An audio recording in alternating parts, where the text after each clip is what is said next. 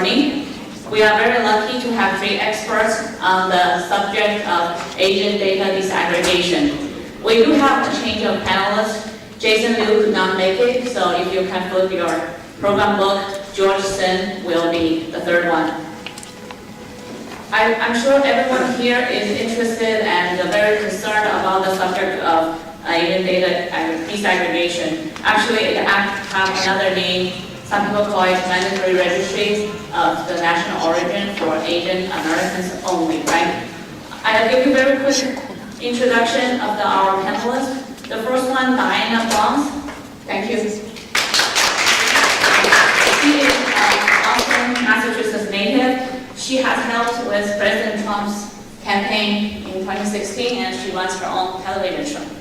Our second panelist, young, aspiring PhD candidate, right? Yeah, her last name is Poe.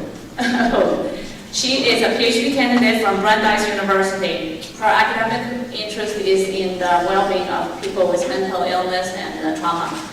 Our third panelist, George Sun, which is on your page, kind of in the back. He is an independent thinker. He has written quite a few articles on this subject published on mainstream media. And I really like the way he characterized it. He actually characterized this whole Asian data disaggregation as a segregation based on national origin or ancestry, right? So hopefully all of you can illustrate and share with us what you think the problem with it.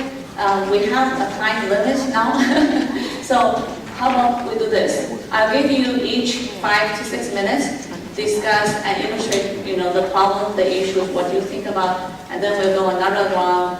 Ask why you are opposing it.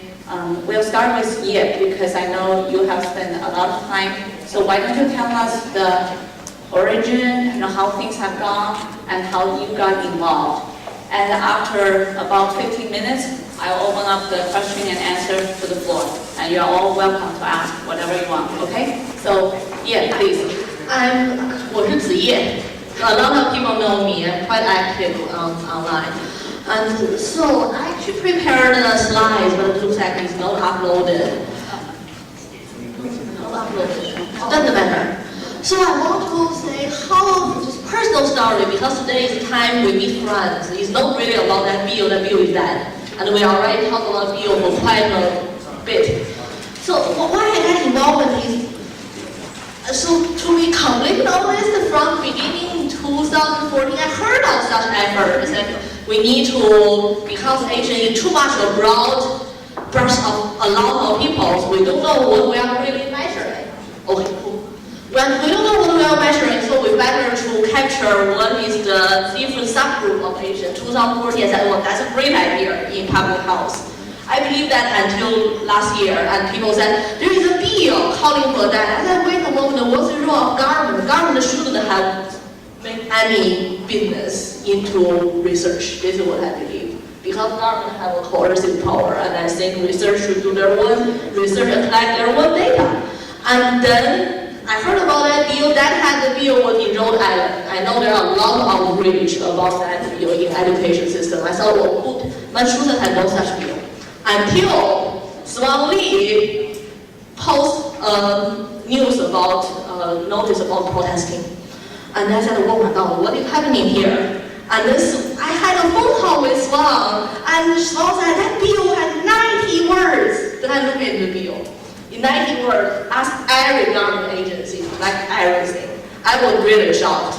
And then Lulu was one of us in that chat group. And he said, but maybe the bill has some good thing about it. I definitely, education was nothing about that. How about medical? Since doctor asks your national origin anyway. But Lulu gave a wonderful lecture about scientific racism, because the divide of people into different subgroups based on their national origin, their parents, ancestors, where are they from? It doesn't actually make any sense to make policy about public health. Then I got educated. I said, wait a moment, this bill really do much more problem. And then I started talking with my colleague. My colleague is very, and Brandeis, Heather's very liberal. I tell everybody said, more data is better. And then I immediately look at him and said, then I'm your live mouse. You want to collect data from me. I don't have children. And now you're asking my future children to get this data for your research. And everybody just look at me. The problem is we usually don't treat underserved population as real people. That is the problem of current liberal researchers. We always feel we are doing great things for those people. That is the mentality. That leads to a lot of problems. And then after the half a year, I did a lot of research into why this bill is bad in different ways. That's what you can see. I don't want to read everything. And I want to say one thing. Next page.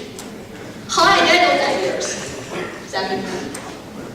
How I get those ideas? I'm just a person came to US about 8 years before. And I don't know about American things, but my colleagues, either than conservative or liberal, they know a lot of things. And I talk with them, they suggest me reading, and we get a lot of ideas. But that next problem comes. I don't have every time have 20 minutes to talk about how bad Asian data disaggregation is. Nobody going to listen to that. They have no idea what is that. But I want people to know I need a coherent message. Or if I just say one thing, it's a registry. People will say, don't be remembering. But actually need a registry because technically that we are not trying to register people, but that you put the data into government base, then it's registry. This type of things, it takes some time to explain. Then I say, how about I write it? I sent to mainstream media, they refuse to publish, probably they think this is really a trivial bill. Then I published 2 articles on my school newspaper. My school was always, everything Democratic Party says is great. I said, wait a moment, this bill, no matter who says it's great, is not great. I kind of turn my school's students, first they always believe to address this narrative. I said, this is not going to work, do more harm. Now I begin to come to challenges and you don't care about underserved population. The Hmong, the Kongbaoni, and the Vietnamese, they are really underserved and need help. I said, but the issue is their doctor always know how to treat them.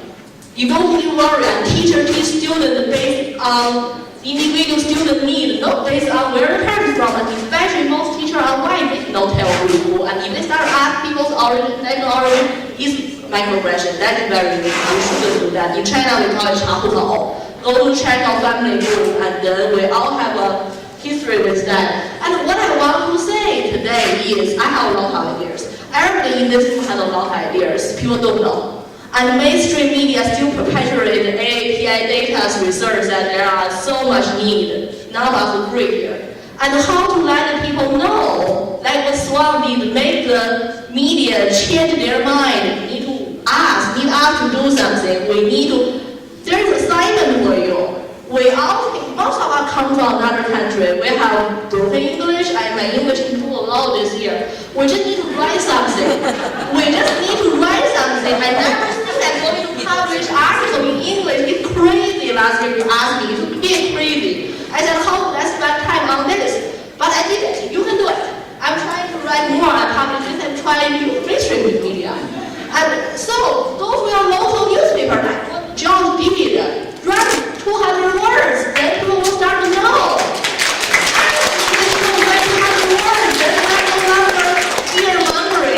The first thing is registry, people say, oh my god, crazy, lose your mind. But after 200 pieces of things, people will say you're totally reasonable. Like what I tried at my liberal practice. Now everybody see what I said is great. So that is the change we need to make. It's really not about liberal conservative. We just need to make people know. That's it. And then my card. Yes, perfect. Diane, do you want to keep? Sorry. My name is Diana Plus. Thank you all for having me today. This is so exciting and thrilled to see many people here. So I look at things differently. I'm an activist. I'm not running for office. I'm not a politician. I spend almost my every waking hour looking at what politicians are doing and why they're doing it. It's why they're doing it that I think that we miss the mark on that. So it's good because you can have you guys put me to shame in terms of your intelligence, right? I mean, you do. You know everything up and down. So what will happen is the other side will put up two equally very intelligent people, and you'll go back and forth. So what I'm suggesting is something different. You're going to do that, but you need to find out what motivates these people when they come up with these bills. It is about the money. Most people get into politics for money. They do. They're not getting it for the reasons that we believe in America, right? We have the feelings for America. They're getting into it for their career, to make money, whatever it is. It's not about doing what's best. It isn't. So, in terms of this bill, one of the things that stands out, it's about tribes, right? It is. If you look at it the way that you're looking at it, it's breaking us into tribes. We don't want to be broken into tribes. If we have individual tribes, we're not as strong. If we are all Americans, we are strong. We are. And people forget that. These politicians, and I have to pick on Dean and Kathy because they're in the room, they work for us. They work for us. We pay their salaries. And so that's the thing. So I know that Tacky Chair was on the bill, John Long was on the bill, Keiko Origin was on the bill. I'll tell you right now, I have not stepped foot in the Kowloon since he put his name on this. And I tell people, don't go in the Kowloon. I mean, honestly, and I'm going to say what I would say on my live stream. Are we that stupid? Really? Are we stupid? Like, why do we want to support somebody who's doing something like this? Right? I don't want to give Dawn Long my money. I've had people say to me, oh, Diane, we're going to meet at the Kowloon. No, I'm not meeting at the Kowloon. I'm not meeting at the Kowloon. I will not spend my money in a sanctuary city. Right? I mean, we have to draw the line somewhere.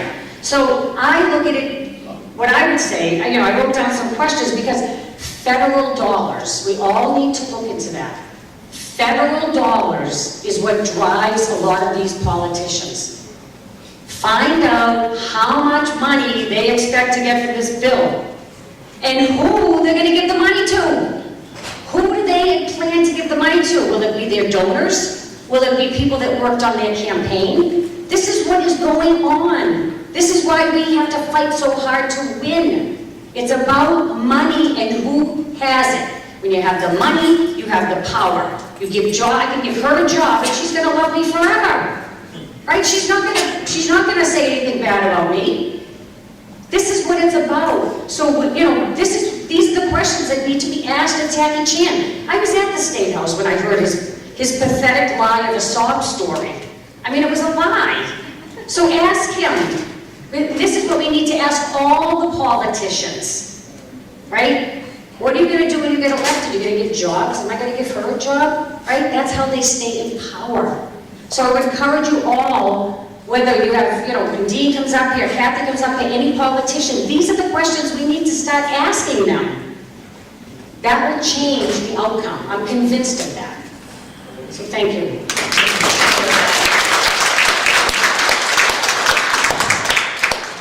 Thank you. That's a very good speech. Thank you both. I guess every one of us has our own reason to get involved, right? For me, I'm not a politician, and I'm not an activist, to be honest. I don't consider myself to be an activist, but I do have my own political opinions on pretty much everything, right? This data aggregation, disaggregation deal, it is what gets a lot of people like me, myself, pumped up, right? Because if the lesson I draw from this episode is that if we do not get involved, somebody will speak for you, right? So we'd rather just stand up and speak for yourself. What do you want? For me, I do not want this bill. I do not want to be labeled, from somewhere by the government. I do not want my kids, to be asked for where their parents come from. It's not even where they come from, right? So So I think it's very vitally important as a democracy. We all, each of us, needs to get involved as a citizen. The data aggregation bill is a very divisive bill. As you can see, actually, so three of us plus Jason, we went to the debate right, on TV, and it was a very interesting moment to debate with the proponent of this bill. I actually listened very carefully. By nature, I guess I'm a doubter, right? I consider myself a little bit intellectual. I like to listen to different opinions. And I also like to, consider other people's view before I jump to conclusion. And I can tell you, listening this the proponent, a lot of different views from the other side, I just couldn't agree with much, to be honest, on this particular issue. So I want to reject this idea on the principle. Some people actually, telling me that, hey, George, this actually may be good for you as a racial group, right? Because it make it more money for you guys, or more get some benefits for your kids or for you, people like you as a minority. And I said, I'm American. I consider myself first American. Then I have my own ethnicity, I'm an Asian, Chinese American. But, I reject this, the kind of divisive policy on the principle, on the idea that we are all Americans, right? Like a lot of speakers touched upon. And I think that's vitally important. So I said I don't need this bill, even it may be good or sometimes it may be bad for my group, but I do not need it.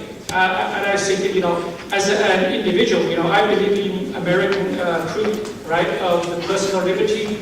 I have my freedom, and I can make things happen, right? I'm self-reliant, so I do not look, for government handouts, right? And so I also encourage a lot of people.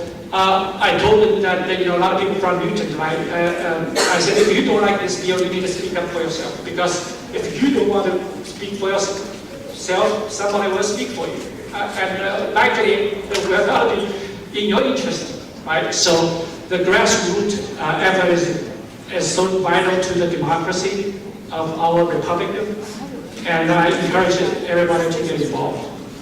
That's basically my story. Thank you. So maybe each one of you can answer one question I'll ask for the audience. What do you think is the hardest part of defeating this bill and get people more mobilized? From your experience, what's the hardest part?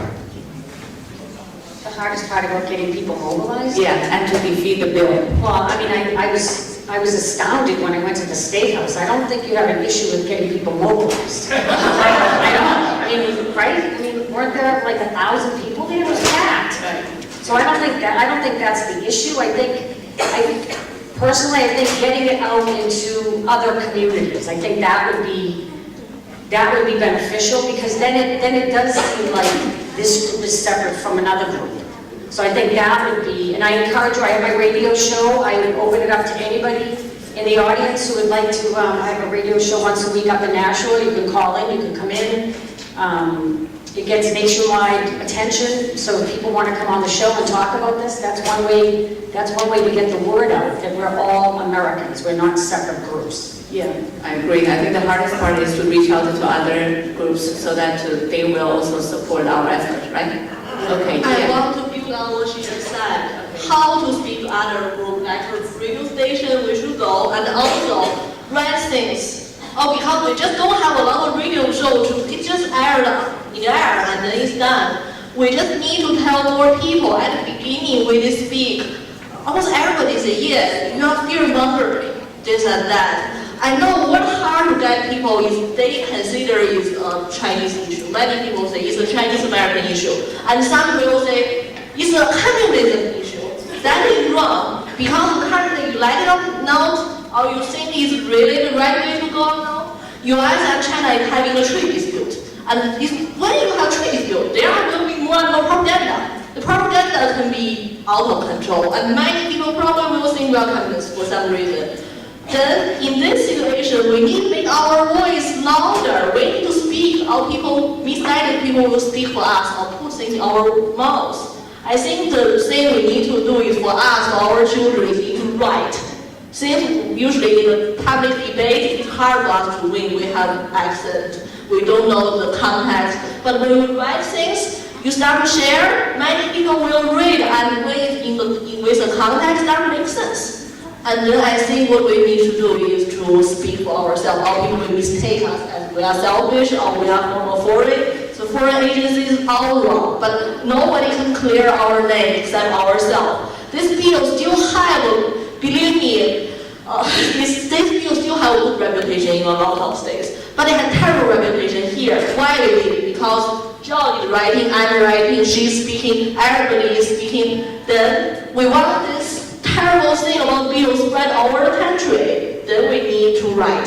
That's what I believe. Yep. Sure, thank you. So take over the media, huh? If they don't give us the voice, maybe people go out to the social media, or the comments area of all the articles, right? Yeah. So George, what's your perspective on this? Yeah, I totally agree with the previous two speakers. For me, I guess the hardest part is to fight the misinformation, right? Sometimes even false information.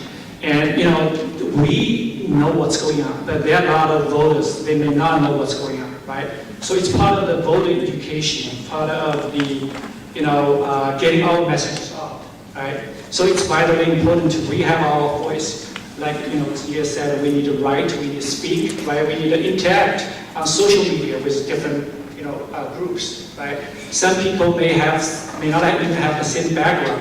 We need to persuade these people that, what's the interest of, as an average citizen, right? And, share our perspective, share our experience. And I think as the first generation of immigrants, we have a lot to share, to be honest. Right? Our experience is very unique. So for the bill like H 3361, I think that a lot of people actually you will be surprised how many open-minded people, in this world, right? They will listen to your experience and they will listen to, all kinds of views. And if you have good reasons, write about it, speak about it, and go to social media, right? Interact with other races or ethnicities, and get your voice out. Sure. Thank you. We have about 7 to 8 minutes to our panel discussion, and I would like to open to the floor now. Anybody who can ask any questions on this subject to our expert panelists. Do we have a mic going around? Oh, yeah, okay, yes. Does anybody want to ask anything? Okay, yes.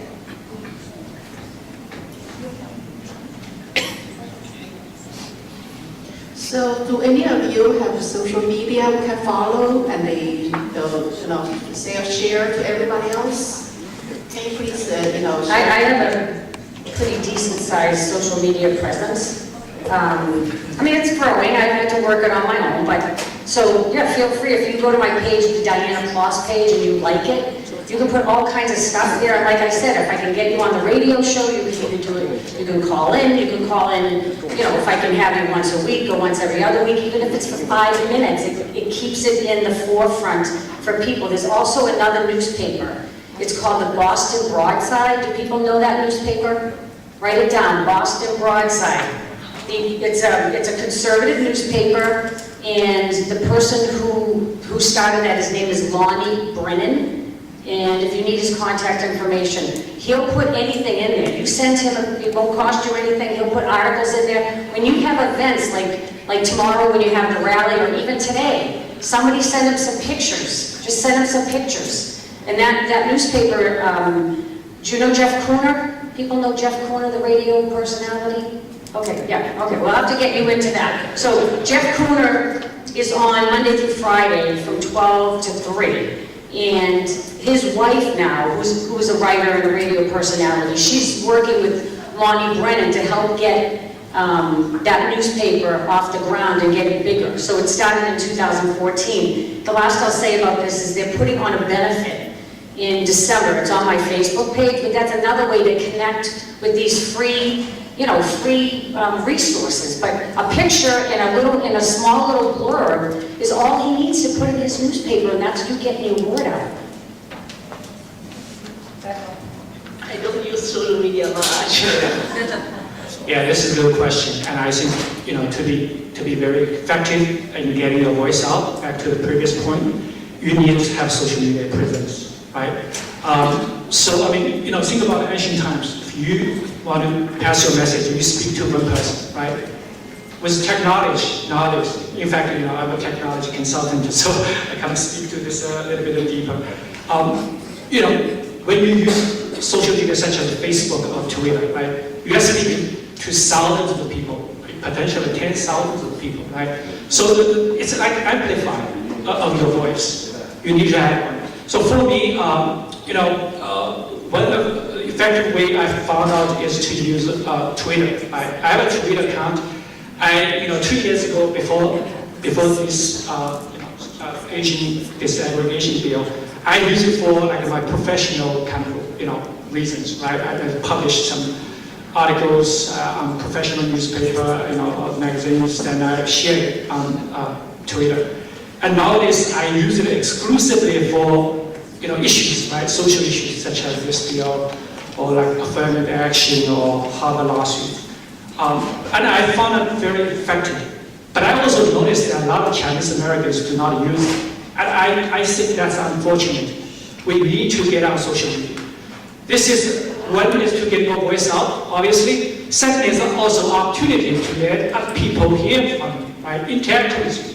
So a couple of times I actually had a disagreement with one of the Harvard law professor who was advocating for diversity, in a couple of exam schools in Boston, right? And I strongly disagree with him, and I give him my reasons. So this is how you get your voice out and let people hear from you, right? I mean, essentially, you can call this person, he's probably working somewhere.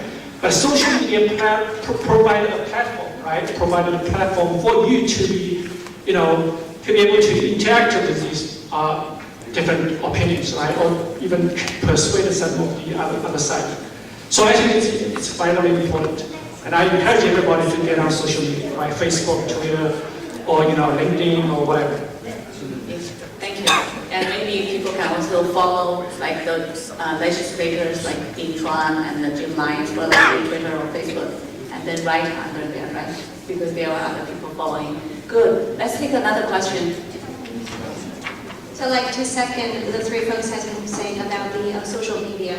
I'd like to bring up the elephant of the room who does not have a WeChat account, in this room. So that says it, right? WeChat itself is a very powerful vehicle, but it's a curse and a blessing. It's a blessing. Without it, you won't be able to get 1,000 people within the hearing room in such a short time. But at the same time, don't let that become the only vehicle for you to communicate with others. If you don't have a Facebook, go register one right now. If you don't have a Twitter, go follow George Shen. Let's do that. If you have done that, also, encourage your friends, encourage your family to do that. That's the way to connect with the rest of us. Let's do that. Right. Let me follow up on this point quickly. Just so WeChat, every probably Chinese American has it. The benefits and costs with WeChat, right? I mean, it is very good for mobilization of different groups, right? And we all get on WeChat to talk about political issues, social issues, and get organized. But at the same time, it's kind of an echo chamber, right? We are talking to ourselves. A lot of people actually share our view on WeChat groups, but that doesn't mean that you are getting your voice out to the mass media. We are talking about people from different backgrounds, right? Different race or ethnicity. That's why you get on Facebook in addition to the WeChat, right, channel. So getting on all the channels you can get on and be active, and that's the voice we can get out. One way to get ourselves noticed and get a public support too. Do both. And besides, I do have a quick question. I'd like to understand a little bit about, we know that age 33 through 61 is dead, but there was a commission bill afterwards, 4408. Can you guys chime in a little bit about, where that sits? Is there anything we need to do? I think So it looks like, so they sent it to committee, and it looks like they have to make a decision by December 31st, 2018. So it is, this actually is longer than the H3361, if you can believe that. This is longer. But they wanted to have a group, and they wanted to have, looks like, one member of the Senate appointed by minority leader, an appointee from the Black Advisory Commission, appointee from Latino Advisory Commission, executive office. But this would be a good question, I guess. Personally, I would ask Tappy, and I would ask him about the money. Ask him about the money. I think, and you have to do it in person so you can see the look in his face. No, I'm serious, because that tells you a lot. It tells you a lot about where people's motivation lies. It's important. Federal dollars, you know, in Massachusetts, I hope I have the correct number. You know, the government relies on federal dollars, and so they want to bring those federal dollars into the state. I think Massachusetts is just under 28% of federal dollars, but I could be wrong on that number. I think it's from 2014, but it amounts to like 13 million, which seems low, but they are relying on that, and I think that's where you have to start looking to where, you know, follow that money. Yeah, I asked that question, I posed that question to Jim Lyon, right, who was here, 2 hours ago. And he said basically the bill is kind of stalled in the legislature, state legislature, but there is a possibility, right, the bill will be brought back into consideration next year, right, which is 4408.